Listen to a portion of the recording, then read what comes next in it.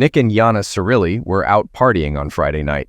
She was eager to have a good time and indulged a bit more than usual in her favorite wine. Lana, Yana's closest friend, and her husband Steve hosted the party and decided to kick things off with a game of truth or dare.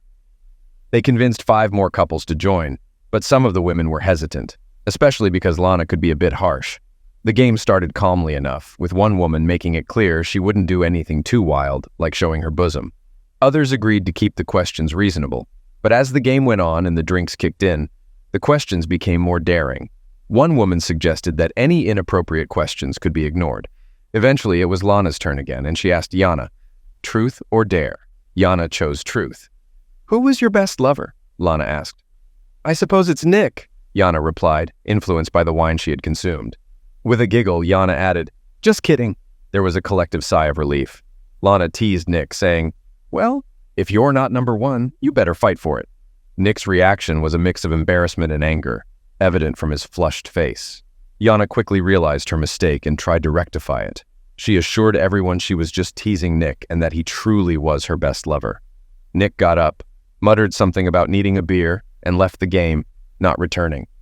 Comments like, "Oh my God, Yana," and "Ouch, that's gotta hurt," filled the room.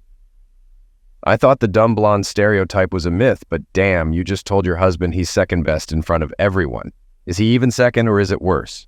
Lana, supposedly Yana's friend, remarked. Yana attempted to get up, saying, "I was just kidding, damn it, I'm your friend." Lana suggested they all help calm Nick down. Feeling the urgency to fix things, even in her intoxicated state, Yana knew it wouldn't be easy to soothe her husband. She found Nick near the TV screen, not paying attention to the game. "I'm sorry, baby. I was just a little drunk. I thought it was funny, but clearly not." "Please, come back to the game. Let me make things right," she pleaded. "No, just stay away from me. I'm leaving," he replied, standing up to say goodbye to others nearby. Lana approached Yana, asking, "Where's he going?" "Home. I need to apologize before he leaves. I messed up big time. I'm really sorry," Lana said, about to catch up with Nick. "Let him go, please. Right now, he doesn't want to hear anything from any of us," Yana said, tears welling in her eyes. "That idiot. Stay here, I'll go find him," Lana offered. "No, Lana, don't. You'll only make it worse," Yana pleaded. "We joke around all the time. What's his problem? You didn't cheat, so why is he so upset about being second?" Lana chimed in, trying to be supportive, but Yana's response wasn't what she expected. Instead of agreement, sadness and shame clouded Yana's expression. Lana immediately caught on. "Oh my God, Yana, you did it. Please don't say anything. If Nick thinks anyone else knows, my marriage will be over. Promise me, Yana, not a word. Not even to Steve," Yana implored. "All right, I won't say a thing. But once you're sober, we need to talk," Lana agreed. "I need to go home. He probably won't talk to me, but I have to try," Yana murmured quietly as she headed towards the backyard gate. Lana returned, declaring, "I'm taking her home to make sure she gets there safely." By the time Lana caught up, Yana had already disappeared through the side door of her house. "Yana!" Lana called out, but Yana just waved and disappeared inside. Yana immediately went upstairs, changed into a nightgown, and climbed into bed. She reached out to touch Nick's shoulder, hoping for a reassuring kiss. But he remained still, unresponsive. Running her nails down his back, she tried to elicit some reaction, but he stayed motionless. She thought she saw a tear escape from his eye. In a final attempt to ease the tension, she whispered in his ear, "Honey, I'm so sorry. I didn't mean it. I love you." But instead of acceptance, he snapped back, "Don't lie to me. I know what you said and what it means. Just go to hell and leave me alone." With that, he got out of bed, stormed into his den, and slammed the door shut. Yana cried herself to sleep. Morning came late, the events of the night keeping her from her usual early start. The kitchen was bare, no coffee brewing, no dishes in sight. It was clear Nick had left in a hurry. Avoiding a face-to-face encounter, Yana felt a deep sense of sadness. Her guilt weighed heavily on her, her mind replaying the hurtful truth she blurted out in a moment of drunken candor. "Actually, no," she had said loud enough for everyone to hear. Their friends couldn't mistake the implication. It seemed far from a playful tease. She hoped that offering a genuine apology and sincere reassurance would convince her husband that her remark from yesterday didn't matter. Unfortunately, her apology was insincere. She was resolute in keeping this truth, as well as the reasons behind it, hidden from him and everyone else. Desperate to rectify her mistake, Yana decided to send her husband a message, expressing her regrets about the previous night. I'm so sorry about last night. With the kids on the way, I felt Lana's party was my last chance to unwind a bit. Admitting I went too far is an understatement. I was so out of it that I thought my behavior was amusing, maybe even playful. I believed I was teasing you, my dear hubby, as any wife would, but the look on your face made it clear I'd made a mistake. Lana chiming in with her own remarks is just her personality. She's unaware of our history and probably meant it in jest. You know she holds you in high regard. Please don't blame her, baby. That's not what I intended. You're the best to me in every way. Forgive me for acting foolishly under the influence, failing to realize how my misguided attempt at humor could hurt you, my beloved. I love you with all my heart. Please come home, or at least call me. I love you. With the coffee brewed, Yana sat at the table, holding her head in her hands. She repeatedly questioned aloud why she had said something so foolish. Her phone rang, briefly raising hope that it was Nick, but it turned out to be Lana.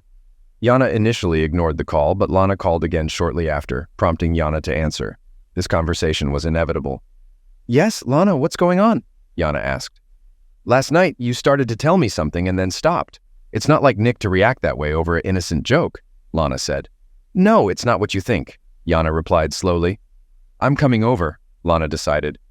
No, that's not a good idea, Yana protested. Just put on the coffee. I'll be there in 10 minutes, Lana instructed, not waiting for a response before hanging up. 7 minutes later, Lana walked in through Yana's side door to find a cup of coffee waiting for her on the table, made just the way she liked it. All right, spill it, Lana demanded. Lana, I can't. How long have we been best friends? Haven't I always had your back? Yana pleaded, overwhelmed with guilt and needing someone to confide in. First, swear to me you'll never breathe a word of this to anyone, not even Steve, Yana insisted. Yana, I swear I won't tell a soul. This stays between us. Swear on your children's lives. Oh Lord, what have you done, baby? All right, I swear on my children's lives. I won't breathe a word of this to anyone, Lana vowed, making a solemn promise. This happened 5 years ago, even before we moved here. The insurance company I worked for had a great year and threw a Christmas party a few days before the 25th. Nick was supposed to attend, but his brother had a small fire at his house, causing chaos. My husband and his truck were called to help. Despite my insistence that I didn't need to go, Nick urged me to enjoy myself with my colleagues while he went to assist his brother. I felt obligated not to miss out since I was the executive overseeing this year's holiday parties, including cleanup and office restoration. Afterward, I prayed that I insisted on helping with the fire damage instead of getting ready for the party. I hesitated. Initially, I wanted to make my husband proud. The skimpy black dress, daring bra, and thong were meant to impress and show off as the hot wife. The outfit choice puzzled me since I didn't consider alternatives. My first mistake was deciding I still wanted attention from other men and wearing a provocative outfit, even though Nick might be annoyed seeing how I dressed for the party, especially since I was going alone with a coworker. Got it, Lana exclaimed. Lana quickly caught on, particularly with a coworker. Yana reiterated, it was all much worse. All right, spill it, girl. Tell me everything, from the beginning, every detail, Lana demanded. Okay, damn. I've never said this out loud before. The party was typical. Everyone was merry, drinks were flowing, and some guys were taking advantage of single women under the mistletoe. As the night progressed, I found myself in the company of single girls, which wasn't surprising since my husband wasn't there and I was dressed provocatively. I realized what they were up to and should have put a stop to it, but I was already tipsy and relishing the attention. Two guys in particular, Mark and Jake, kept pushing me to loosen up. They often made suggestive remarks, and to my shame, I sometimes responded in kind. Looking back, I understand I was too flirtatious with men at that time, and I regret not considering the consequences sooner. They kept urging me to do things that wouldn't pass my husband's approval. I knew what I was doing, and worse, I convinced myself that a little fun wouldn't hurt. After all, Nick would never find out, right? They led me to places where others couldn't see. The liberties I permitted escalated as the kisses grew more intense, and over time, my morals eroded. Their boldness increased as they realized my symbolic resistance vanished, especially when the likelihood of being caught decreased.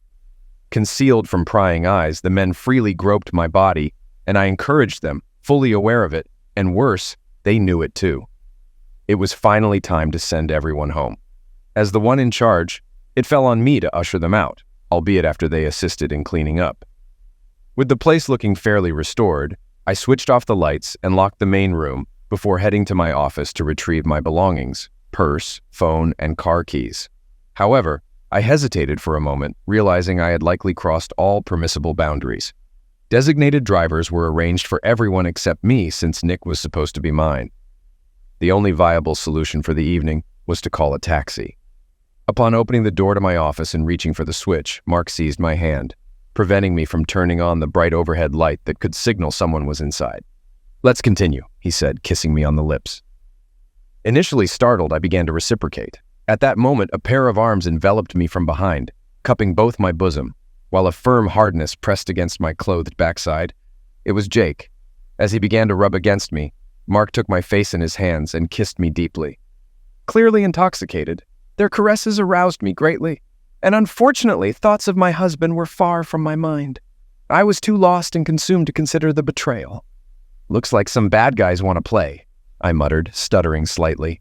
"We were hoping you'd say that," Jake responded, reaching out to switch on the desk lamp for sufficient light without revealing our presence to the outside world. Mark then closed and locked the office door. I need to stress something here, something I doubt anyone, even you, would believe. But I swear to God, it's the absolute truth. When I said I wanted to play, I didn't mean to have lovemaking with them. You're right about that. Convincing anyone, especially Nick, will be near impossible, I explained. Hell, the chances of anyone but me believing it are slim to none, Lana chimed in. I know, I'm fully aware of that, but I need you to believe me. I really, really need you to believe me. All right, baby. I believe you. I've seen firsthand how a little drinks can make someone rationalize things like caviar, Lana reassured. I just thought we'd keep kissing and fooling around while the door was locked.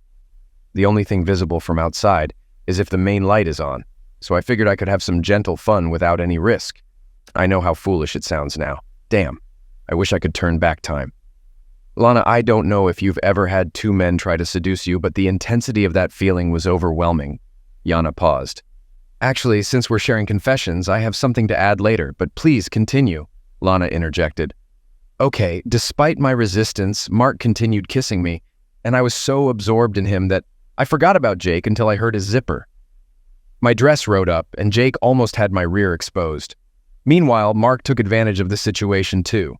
That was the moment it dawned on me that these two were going to have their way with me. Well, there was a lot of groping first, but then the clothes started coming off. Yours or theirs? Lana asked, intrigued by her friend's tale. Both, Yana continued. The sensation of two men undressing you while consumed by desire was beyond anything I'd imagined. I weakly protested, saying, No, I can't do this. No, I'm married. But within moments, all I had left was a thong and heels. Being pleasured by two men was the most erotic experience of my life, but what came next surpassed it. They didn't want to stop, and I was in ecstasy. How could anyone compete with such an experience? We were so caught up that it didn't take long until we all reached the peak. It was the best lovemaking I'd ever had. When the intensity waned, thoughts of Nick flooded in, and the magnitude of my betrayal hit me. I pleaded with them to keep our encounter a secret. It was a huge mistake, and I knew my marriage would crumble if the truth emerged. They both promised to stay silent, but I couldn't shake the fear of my betrayal being exposed. Lana sank heavily into a chair. Now it makes sense why you reacted that way yesterday. Did Nick ever find out? Lana inquired. Yana burst into tears before she could respond. If you need a break, it's okay, Lana offered. No, I need to get it out while I still can, Yana insisted and continued. I think they were both shaken by how upset I was, so they sincerely promised to keep my secret. That night I avoided Nick. It was well past midnight when he returned home from helping his brother. The following days were tense. Nick sensed something was amiss, but I denied it until the New Year's party. I wanted to move past it, but I had committed to supervising this year's holiday parties, and I couldn't give Nick any reason to question my reluctance to attend. Jake was conspicuously absent, perhaps out of fear that his wife might suspect something. However, good old Mark was present and heavily intoxicated as usual. With his reputation as a player, I still can't comprehend how I allowed him, of all people, to come near me. Throughout the evening, I attempted to avoid Mark, but as the night progressed and he grew increasingly intoxicated, he became uncomfortably familiar with me. So much so that my secretary, Cindy, pulled me aside and cautioned, Be careful, your husband is here this time. Her emphasis on this time did not escape my notice. My God, how many people suspect something? I tried to keep my distance from Mark, but by the end of the night, he seemed determined to flaunt my discomfort in front of my husband. When Nick went to the bar for some drinks, Mark seized the opportunity to approach me, grabbed my hand, and insisted, "Come on, baby, you haven't danced with me yet." Panicked, I emotionally refused. As Nick returned from the bar with our drinks, Mark remarked, "You weren't so resistant at the Christmas party." Gripping my hand, attempting to coax me into dancing with him, I recoiled and demanded Mark remove his hands from me. I was terrified, unsure of how much Nick had overheard. An embarrassed expression crossed my husband's face, quickly replaced by anger. In an effort to defuse the situation, I informed Mark that the bar was closing. However, he insisted on another drink. With Cindy nearby, I shot her a pleading look and signaled for her to take my place. Understanding my predicament, she gestured towards my husband and then nodded towards the door. I managed to usher Nick out before any further trouble ensued. I assured my husband that Mark was simply intoxicated, and I was relieved that Nick didn't escalate the situation, as he easily could have. Back at home, Nick inquired, "What happened?" I attempted to dismiss it, blaming Mark's excessive drinking. However, Nick warned me that if Mark ever approached me again, he would take drastic measures. At breakfast, Nick was still mulling over the events of the previous night and questioned me about what had occurred. Cindy swiftly interjected, asking how she could have handled Mark better than me. Nick then pressed further, questioning why I had behaved strangely at the last party and if I felt guilty about something. He pieced it together, realizing that Mark being drunk couldn't explain his remarks.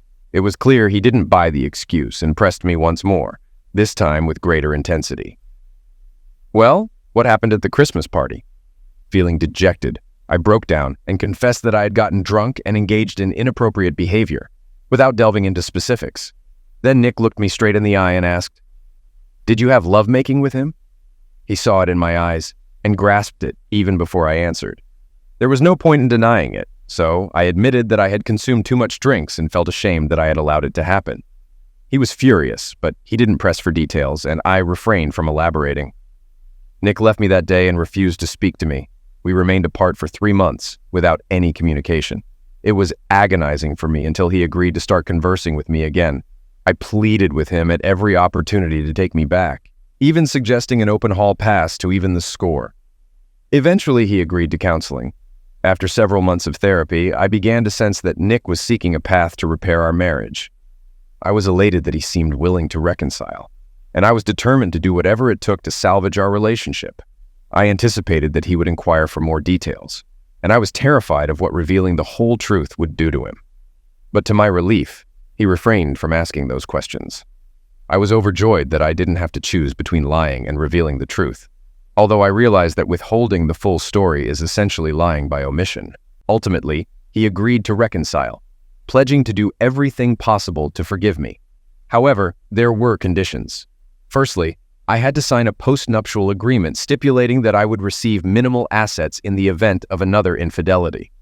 Another condition was that I resign from my job and we relocate.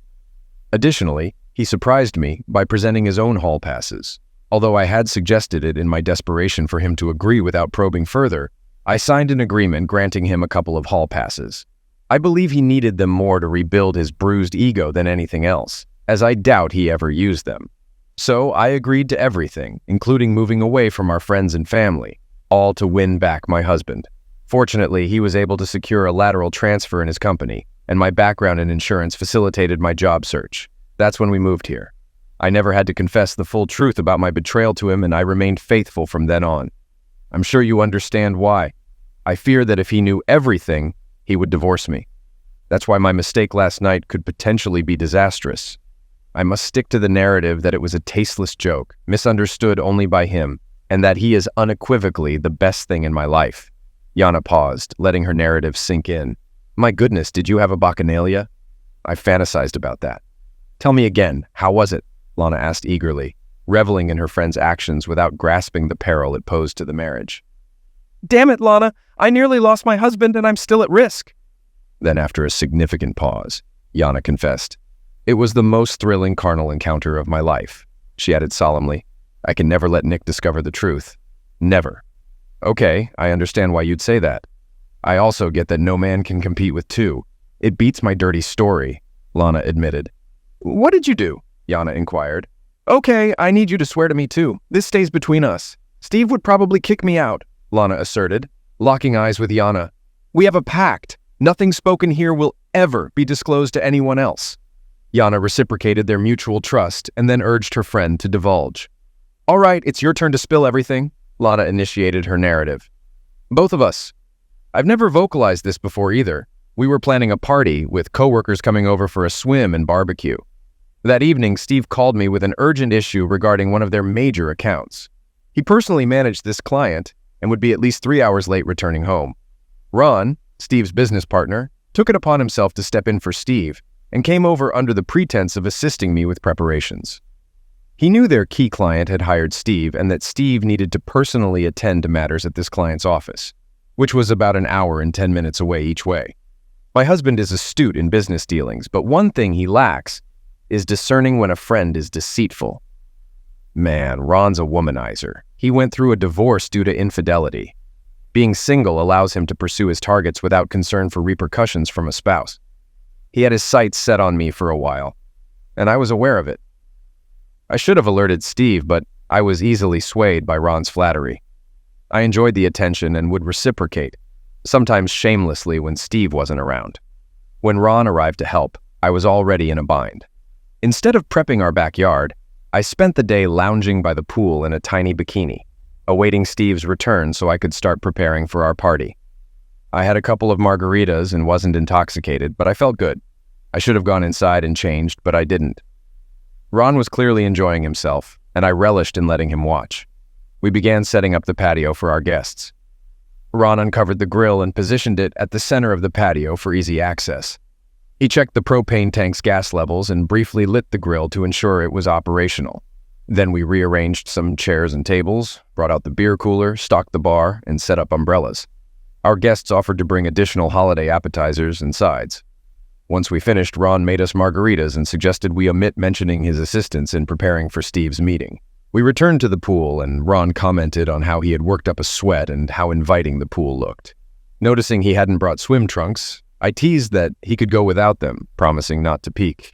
Instead of continuing the playful banter, he began undressing. When he was down to just his boxers, he approached me and suggested we swim together, urging me to remove my swimsuit. I should have fled, but my intoxicated and reckless side prevailed. They stripped me undressed, and I impulsively dove into the pool. Ron joined me swiftly, holding me close. We were both unclothed, and I knew I'd let him have coition with me. I surrendered to him, exploring each other's bodies with caresses. It was incredibly wrong, yet undeniably pleasurable. Then Ron began touching me in a way Steve never had, sending me into a frenzy and granting me one of the most intense climaxes I'd ever experienced. The thrill of something new, so wicked and forbidden, transported me to ecstasy. After I calmed down, Ron suggested it was my turn to reciprocate and assist him in a quick finish. I complied, and we had a few more drinks. He insisted we not waste time and initiated a third round, possessing me fiercely. I was certain I'd be left with bruises. As he reached his climax, I begged him to stop, and he approached me with a growl. Tears streamed down my face, feeling hurt and ashamed of betraying my husband. That night, I had to conceal my bruises from Steve, pleading with Ron not to disclose our encounter. He warned that if Steve discovered the truth, it would spell trouble for both of us, so we agreed to remain silent. Thankfully, he hasn't attempted to repeat our escapade. I'm relieved and resolved never to cheat again, regardless of the circumstances. However, we still communicate frequently and play golf together a couple of times each month. Since Ron tends to boast, I'm constantly anxious he'll reveal my secret. Steve mentioned that Ron keeps boasting about some wild woman he slept with, but won't divulge her identity. I'm certain he's describing our encounter. The scoundrel is probably relishing in discussing his exploits with his oblivious spouse. If Steve ever learns that Ron is bragging about me, I fear he'll lash out at us both, and perhaps rightfully so. With these words, Lana concluded her harrowing tale. Later that day, Lana phoned Yana. Hey friend, is everything back to normal? No, Lana, I haven't heard a peep from Nick. 5 years later. I thought we had moved past it. Have you ever heard about this guy, Mark? Lana inquired. No, but my mom mentioned a coworker named Mark who got roughed up pretty bad when he left the bar. Do you think it was Nick? I'm not sure. I'm too scared to ask. Plus, I never want to reopen old wounds and cause him more pain. That's why it's so awful that I messed up last night and made him relive it all over again. I'm really worried. He won't leave you, honey. He loves you too much. He's just hurt, reliving the fact that you cheated on him. Look, he's already forgiven you for what he knows about. He'll come around. Trust me. I don't know. I'm terrified, Lana. We were planning to have kids. I had my last drink at your party, and then we were going to start trying to conceive. Now I'm not so sure. Are you still planning to get pregnant? That's fantastic, Lana responded enthusiastically. I stopped taking the pills 3 days ago, but now maybe he's relieved we don't have a child. Who would want to complicate a divorce? Yana replied, tears streaming down her face. Listen, he's probably just passed out drunk in his motel room, and we'll sleep it off. Don't worry, you'll soon be filled with little swimmers. Hey, my grizzly bear is calling. I gotta go. Hang in there. I'll call you tomorrow, okay? Take care of Steve. We'll talk tomorrow. Bye. Both women drifted off to sleep. Yana spent a long, lonely night waiting on the sofa for her husband, who never returned. At 3 o'clock in the morning, exhaustion finally overcame her, and she fell asleep. Nick rose early on Saturday, packed enough to stay away from home for several days. Unwilling to face his wife, he headed to a diner for breakfast. As he sipped his coffee, he replayed the events of the previous evening in his mind. He seethed. That damn woman, that damn woman. So I'm not her best lover. I guess that idiot Mark really knocked her socks off. Damn woman. He glanced at his phone and powered it off. Let him figure out where I went, he mused. Nick poked at his ham and eggs, pondering his next move. A short-term question arose. What to do for the rest of the day? Then came the inevitable long-term one. Would he ever return home, or should he divorce this woman? Divorce? Lord, is this what it's come to? It doesn't sit right, but making a decision now, when I'm furious, might not be wise. Perhaps I should go back and confront that damn idiot again. No, I was lucky not to get caught last time. I need to think. Maybe hitting the golf course would clear my head. That's it. Everything I need is there already. Maybe there I can figure out what to do about my damn disrespectful wife. He joined another couple, having his own cart, which gave him more time to contemplate since he didn't feel like chatting with his cart companion. After the match, he had a couple of drinks, and the first bright spot of the day was seeing his favorite bartender, affectionately known as Susie Q. Susan Bryant was her real name. They always bantered back and forth, flirting playfully. Despite the flirtation, he never attempted to seduce her. Their suggestive exchanges were merely playful conversations. He assumed she was just trying to boost her tips, which indeed worked. Susie Q immediately sensed that Nick's usual carnal banter was absent, and that something was troubling him. When the other golfers left, Nick felt it was the right time and place to continue drinking. Noticing that it wasn't busy, Susie Q approached him. "What's wrong, honey? I miss your usual charm," she started. "Ah, the usual drama at home," he replied. "Come on, darling, you always say that. You can confide in me about anything, sweetheart. That's what I'm here for." Last night, during a game of truth or dare, my wife announced to me and everyone else that I wasn't the best lover she's ever had, he confessed. Damn, is she upset with you or something? I don't believe for a second that's true about you. The way you flirt with me all the time gets me going, she chuckled. I wish you meant that. I need a hot woman to help me relax a bit, he lamented. Do you think I'm hot? She asked, giving him a seductive smile. Hell yes, but I know I'm just a customer and you're doing your job. I get it, I don't stand a chance with you, he replied. She looked him straight in the eyes and said, You do have a chance. This caught Nick off guard. I wish you'd take seriously that you have a chance. A few years ago, my wife messed up. She got drunk and cheated on me with some idiot. After a lot of soul-searching and therapy, I agreed to take her back, but under certain conditions. One of them was for me to have a couple of hall passes to even things out. She gave you free passes to be with other women? Is that for real? Asked Susie. That was the deal. It's even in writing, he confirmed. I'll never tell my husband he's not the best lover. Whether it's true or not, it's just not something you say carelessly, she declared. Nick, I'm off at 5. If you want to cash in one of those passes, be here, Susan said, observing more golfers entering the room before leaving Nick to ponder her proposition. As she tended to her new customers, Nick thought to himself, God, I always thought she was just humoring me because I tip well. Maybe she was actually offering me something more. Well, Yana agreed to the passes, and Susie Q might be able to give me what I need to regain my confidence. It was 3 o'clock in the afternoon, 2 hours before her shift ended. Nick decided against sitting in a bar, getting drunk, and deliberating on his next move. Instead, he dropped two $50 bills on the counter, totaling $58 to settle the tab, waved to Susan, and said, "I'll be back." He couldn't shake Susie Q's best attributes from his mind. She possessed eye-catching 36D bosom that drew everyone's attention. Susie Q herself was a stunning woman, several years his senior but didn't look it. To add to her allure, she had a voluptuous and appealing rear. Considering his options, he muttered to himself, "Yana never felt the agony of betrayal, the unbearable pain I had to endure. Perhaps she wouldn't be so promiscuous if she had experienced what I did. To hell with it. I'm going to shower, change, and return to the bar at 5 to see if Susie Q is serious or not." At 4:45 p.m., Nick returned to the bar, and Susie couldn't help but smile broadly. She poured him a whiskey and cola, placing it in front of him, and remarked, "After that last tip, this one's on me." She added, "Bill's here to take over the bar. Just give us a moment to close out the register and I'll be ready to go. I'm famished. Any ideas on where we'll dine?"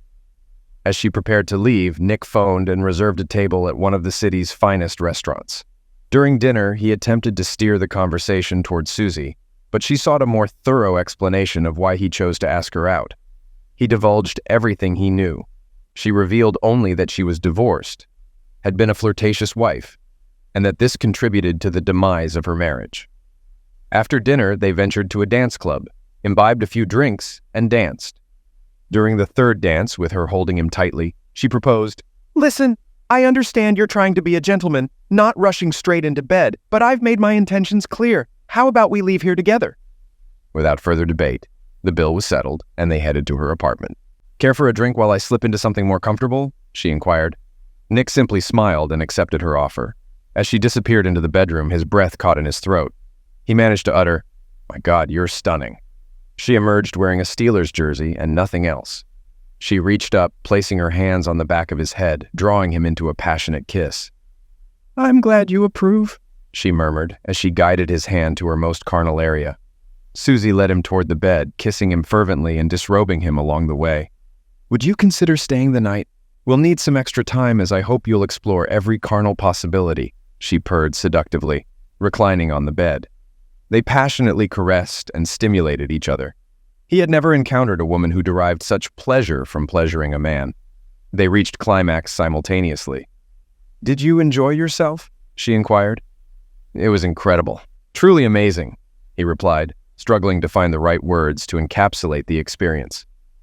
"I'm thrilled you had a good time, but the same rule applies to guys."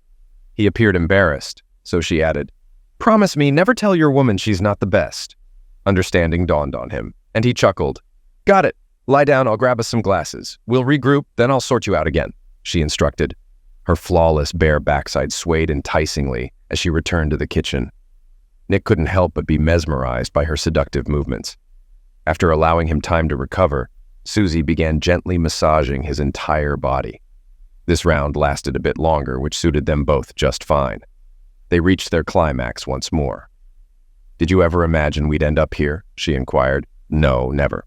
"Well, maybe I fantasized about it a couple of times while Jana and I were carnal, but it felt a bit awkward.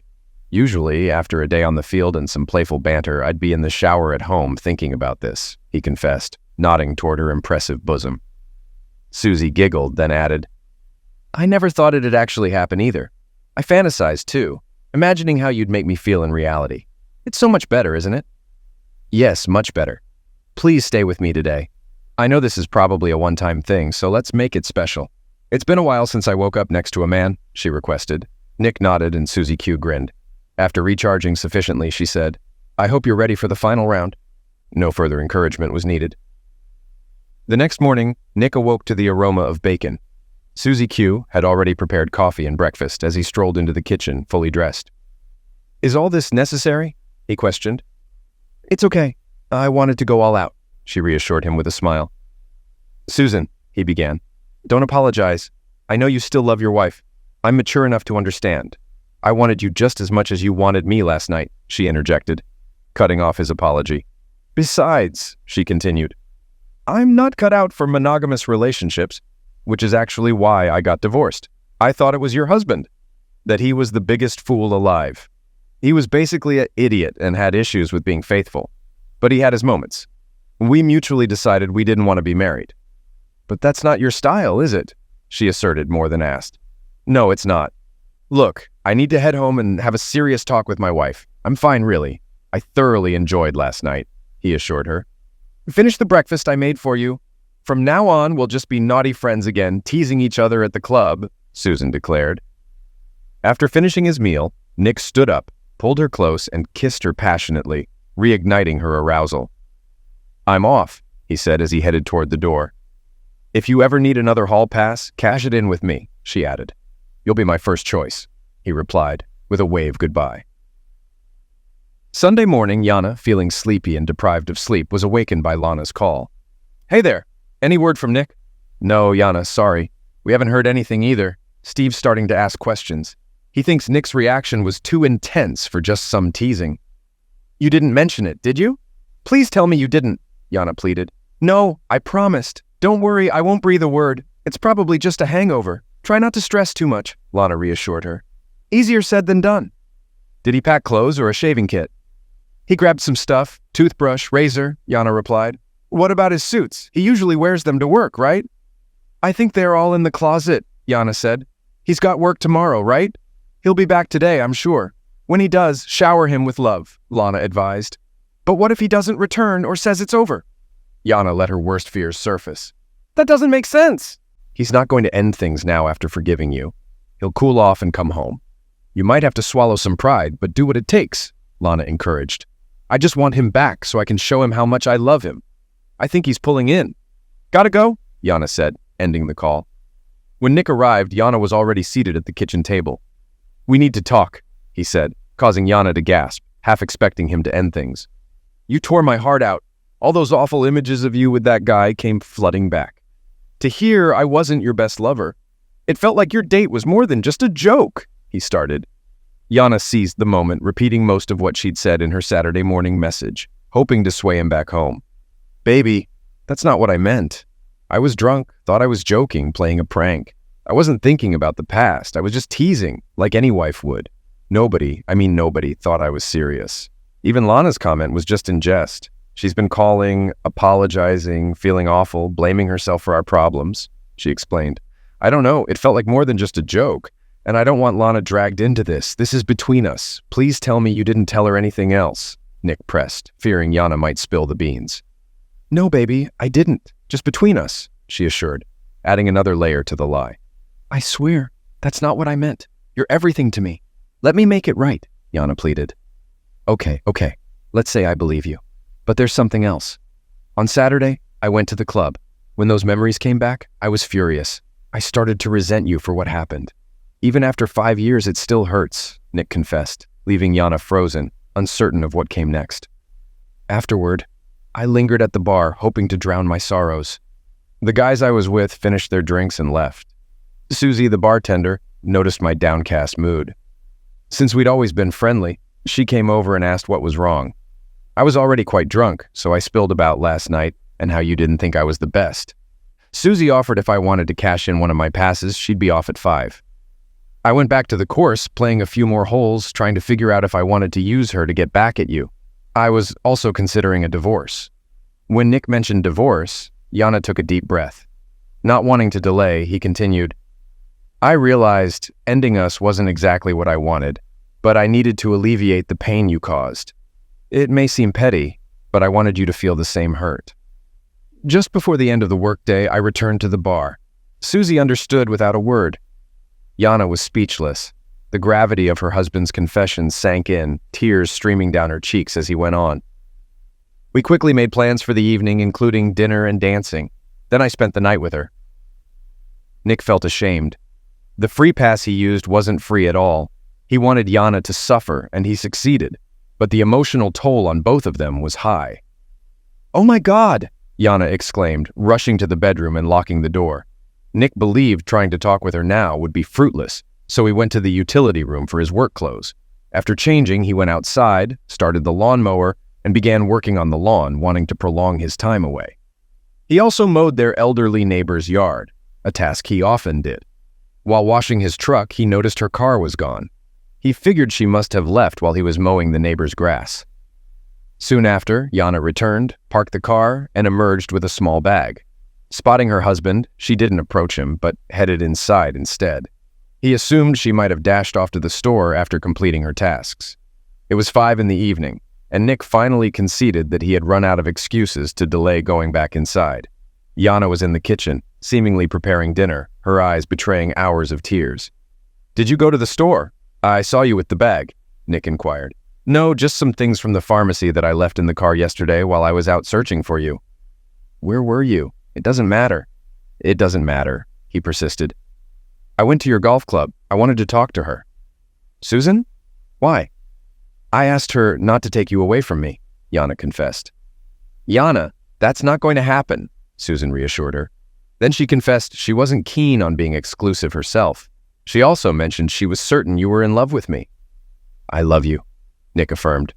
"That's not the issue," he added.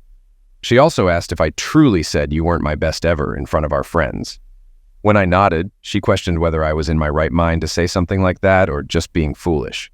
I told her I meant it as a joke. She said there's nothing funny about that, especially in front of friends. Damn! Are you ready for her advice? When I said yes, she shared a couple of insights.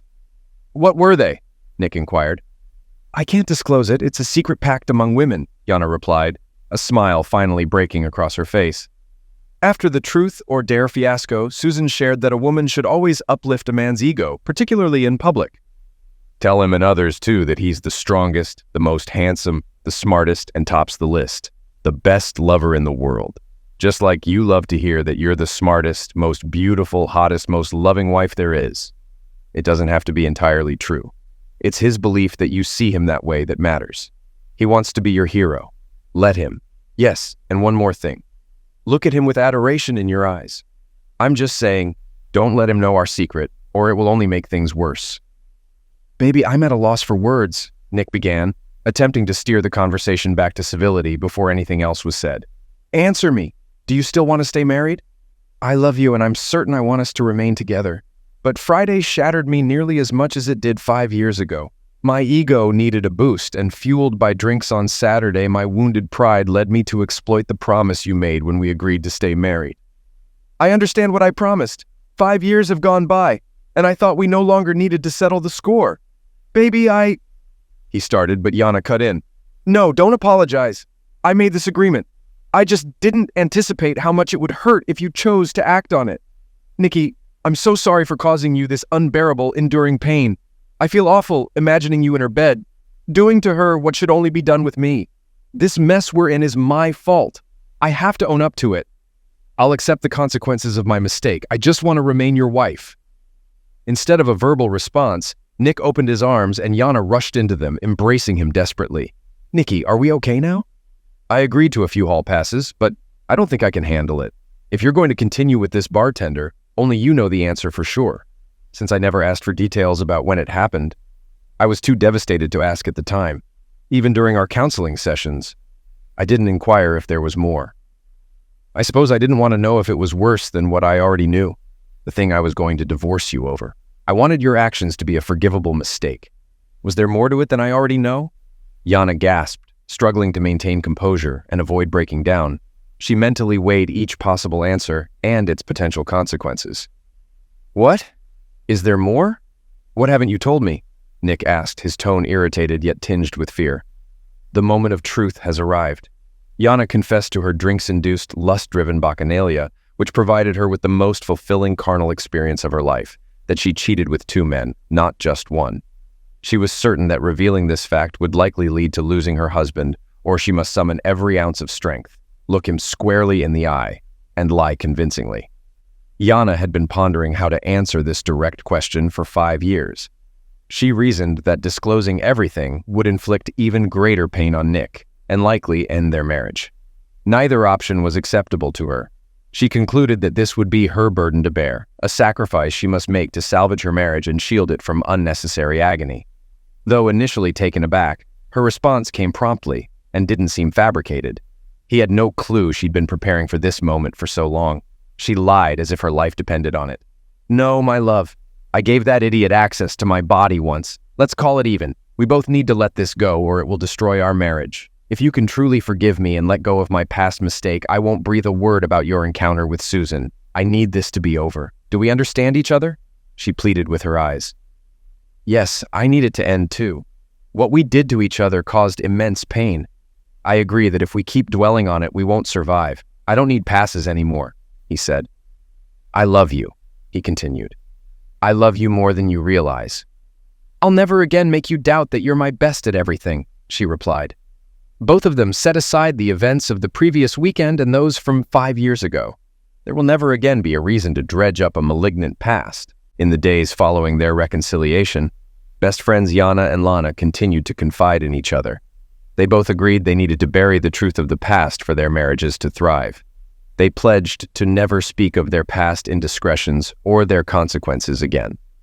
An unexpected outcome of Yana and Nick's conflict was that Lana woke up to the dangerous path she was on, and it scared her. She intentionally changed her interactions with other men. Steve noticed the change in Lana's behavior and questioned her about it. She explained that she realized she had been taking him for granted and was determined to fix their relationship.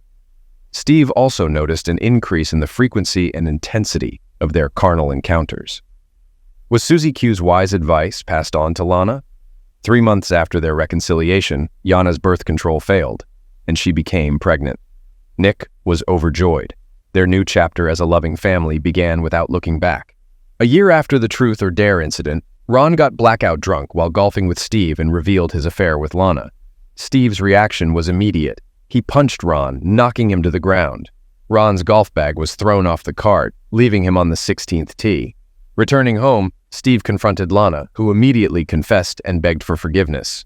Steve moved out for several months, weighing his options. Ron and Lana had agreed that it would be detrimental if Steve found out about the affair. Ron accepted a settlement from Steve, regretting his actions. Lana's ordeal scared Yana, but Lana managed to survive the divorce and start anew as a single mother. Years later, Lana met a man she had previously encountered at a work convention. They started dating, got married, and relocated to his home state. The once close friendship between Yana and Lana suffered due to deceit, now reduced to occasional Christmas cards and random phone calls. Only 4 people knew the truth about Yana's indiscretion. The only one who could threaten Nick and Yana's marriage was Yana herself, and she vowed never to do so.